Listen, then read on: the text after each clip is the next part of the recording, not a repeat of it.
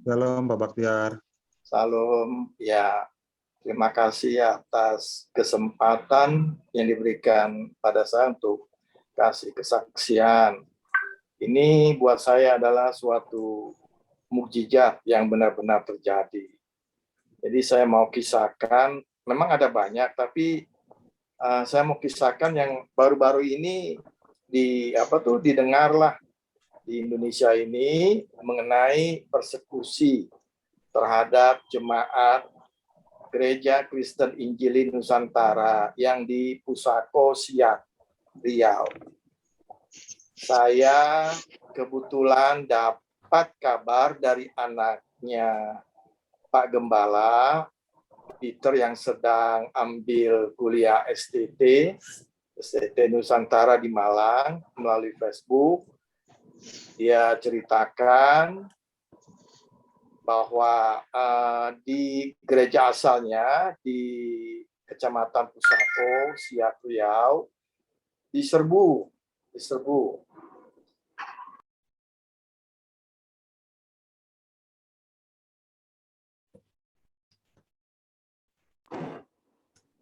Diserbu oleh masyarakat ya, yang pasti masyarakat non-Kristiani.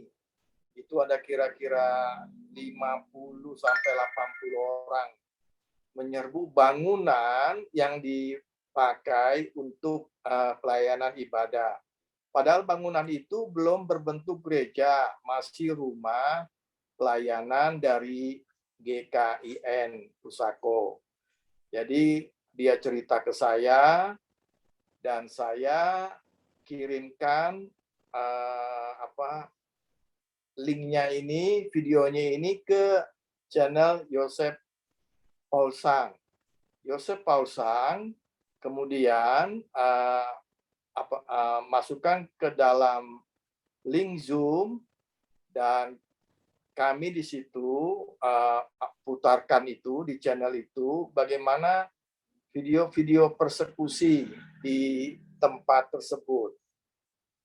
Jadi akhirnya ada komunikasi, saya minta anaknya Pak Gembala, Peter, untuk memberi kesaksian, menceritakan apa yang terjadi. Ternyata Peter ini beritahu bahwa dia posisinya di Malang, sedang kuliah. Jadi kami cari siapa yang ada di tempat di situ. Dia bilang, ayah saya Pak, katanya. Oke, akhirnya kami bisa berhubungan dengan ayahnya. Ternyata ayahnya ini gembala di gereja tersebut, yaitu Pak Daniel Hulu, Daniel Vanolo Hulu. Jadi dia berceritakanlah itu kejadian waktu tanggal 16 Juli yang pada saya komunikasi dengan Pak Gembala itu tanggal 18 Juli, 2 hari kemudian.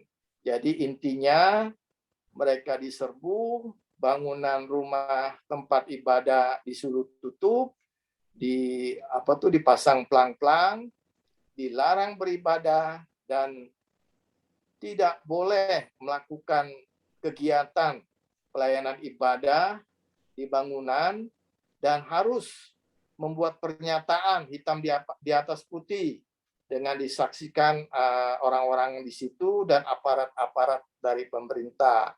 Dan kalau tidak melakukan yang sesuai apa yang Gembala Pak Daniel ini buat, hitam di atas putih, maka bangunan Pak Daniel dan keluarga dan jemaat dipaksa akan diusir dari tempat itu. Jadi waktu saya lihat keadaannya, betul-betul saya juga sedih. Saya bilang begini kepada Pak Gembala, kita serahkan saja pada yang punyanya gereja, yaitu Tuhan Yesus. Jadi saya sarankan kepada Pak Gembala agar berdoa dan berpuasa. Di channel Yosef Paulsang ini langsung disebar oleh kawan-kawan yang lihat kesaksian di channel Joseph Paulsang. Akhirnya sampailah ini ke berbagai channel, yaitu para apologet yang banyak sekali yang di channel YouTube itu, bahkan sampai ke luar negeri dan disoroti juga oleh pemberitaan di luar negeri. Jadi akhirnya saya selalu khawatir akan keselamatan mereka yang ada di tempat.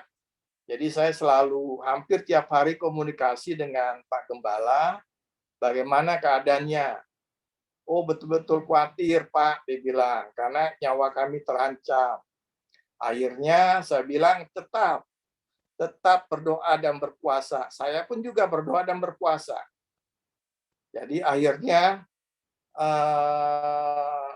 kira-kira berapa hari kemudian Pak Gembala dipanggil sama aparat di sanalah, Muspika masih tingkat kecamatan.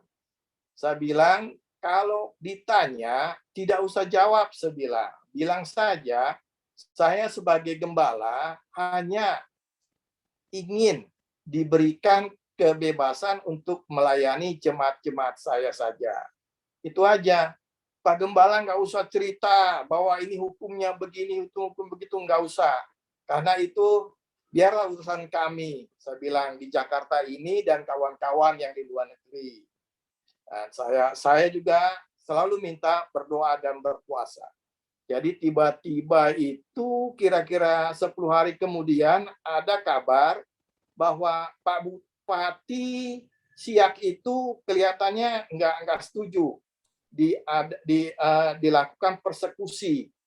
Dia bilang, kami ini orang-orang Siak tidak pernah melakukan hal-hal yang seperti ini di tanah kami.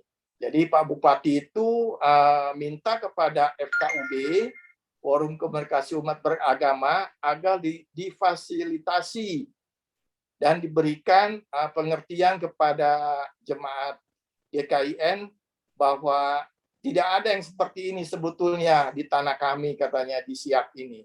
Akhirnya mereka rapatlah dengan dibantu oleh LBH Pekanbaru, dari LSM Open Doors, dari Sinode GKIN yang ada di provinsi.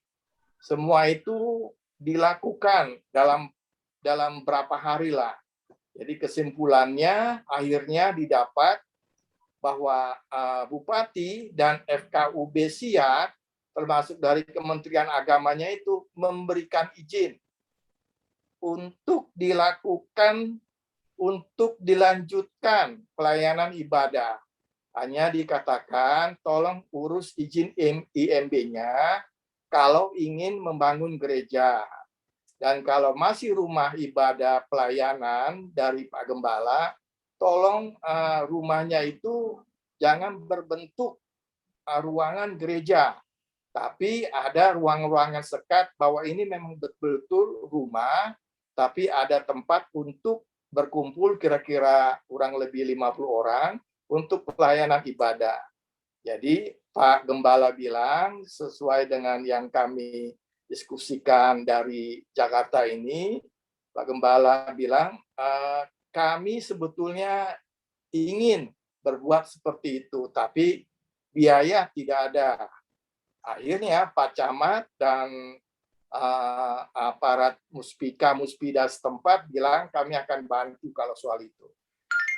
Puji Tuhan, sore tanggal, saya kurang ingat tanggal berapa, dibuatlah suatu kesepakatan dan izin diberikan. Malam harinya, karena itu kan letaknya jauh, itu kira-kira 1,5 jam dari kabupaten, kota kabupaten, dari Siak ke arah kecamatan. Jadi malam harinya itu pelang-pelang itu dicopot, yang menutupi bangunan dicopot. Itu semua ada videonya di YouTube kalau mau dicari GKIN Pusako Riau. Itu semuanya dicopot. Dan ya saya juga betul-betul kita semua ya terharu lah, kaget lah. Sampai Pastor Joseph Paulzan juga betul-betul dia juga kaget. Wah, dibilang ini mukjizat dari Tuhan. Karena belum pernah kejadian di Jakarta yang saya dengar seperti ini. Sedangkan GKI Yasmin saja yang ada di Bogor itu kan akhirnya diberikan juga, tapi tempatnya itu digeser agak jauh dari tempat semula. Tapi ini pelangnya dibuka dan dipersilakan untuk melanjutkan pelayanan ibadah dan pembangunan rumah tempat tinggal Gembala Pak Pendeta Daniel, dan juga diharapkan kalau 2 tahun lagi sudah ada biaya, bolehlah urus izin IMB GKIN, betul-betul bangunan gereja lah. Ya, itu betul-betul suatu mujizat yang tidak pernah saya pikirkan akan terjadi. Tapi Tuhan Yesus selalu menyertai kita. Uang tidak ada. Pak Gembala itu kan di daerah jauh, di perkebunan sawit itu. Jadi dari beberapa ini saudara-saudari seiman kita di channel Salom Indonesia, Yosef Paul Zhang ada juga ngirim bantuan keuangan-keuangan, tapi itu sifatnya rahasia karena dikirim langsung ke rekening pribadinya Pak Gembala Daniel Vanolo Hulu. Itu bukan main, itu kejadian yang seperti ini. Dan saya selalu berdoa, selalu bilang, Tuhan Yesus pasti akan menyertai kita. Kalau kita tetap bersandar dan kita tetap meminta pertolongannya. Dan inilah betul-betul kejadian yang paling saya tidak pikir itu bisa selesai secepat itu. Hanya kira-kira 2 minggu. Saya udah pikirkan bagaimana biayanya saya ke Pekanbaru, ke Siak, dan bagaimana menyelamatkan mereka kira-kira 30 sampai 40 orang kan dalam keadaan selamat. Nah, itu. Tapi tiba-tiba mereka berbalik. Mereka bukannya persekusi lagi, malah melindungi, memberikan semangat agar dilanjutkan pembangunan rumah ibadah itu. Itulah yang kadang-kadang saya selalu sulit saya pikirkan bahwa itulah benar-benar terjadi itu. Itulah namanya mujizat yang kalau saya ceritakan ke orang, mungkin orang-orang banyak yang tidak percaya. Tapi kan kalau namanya mujizat kan apa yang dialami sendiri oleh yang penerima mujizat, itulah yang terjadi. Dan saya percaya bahwa kuasa Tuhan Yesus selalu ada, asalkan kita meminta. Begitu Pak Ishak dan saudara-saudara seiman sekalian.